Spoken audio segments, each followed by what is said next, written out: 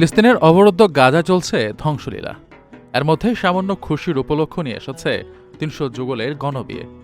গত শুক্রবার মধ্য গাজায় এ বিয়ের অনুষ্ঠান হয়। এতে সহায়তা করেছে সংযুক্ত আরব আমিরাত।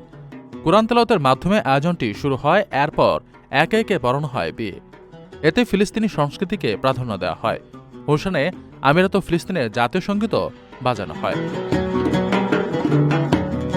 বিয়ের অনুষ্ঠানে উপস্থিত হয়েছিলেন নবদম্পতিদের পরিবারের সদস্যরা, স্থানীয় নেতা এবং প্রতিনিধিরা।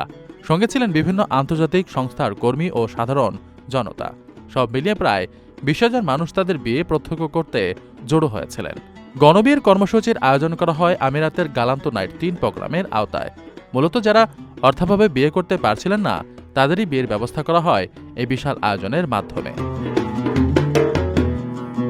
গালফ নিউজ জানিয়েছে, এই গণবিয়ের জন্য কয়েক হাজার বাসিন্দা আবেদন করেছিলেন।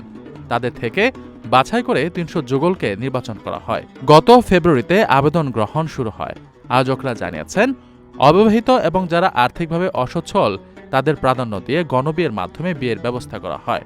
বিয়ের পাশাপাশি তাদের আরও সহায়তা করা হয়, দেওয়া হয় বিভিন্ন উপহার।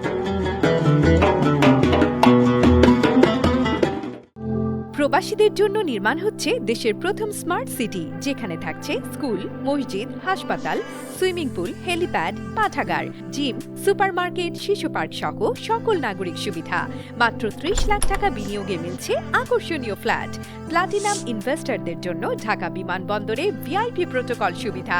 বিস্তারিত জানতে যোগাযোগ করুন স্ক্রিনে দেয়া হোয়াটসঅ্যাপ অথবা ইমো নাম্বারে।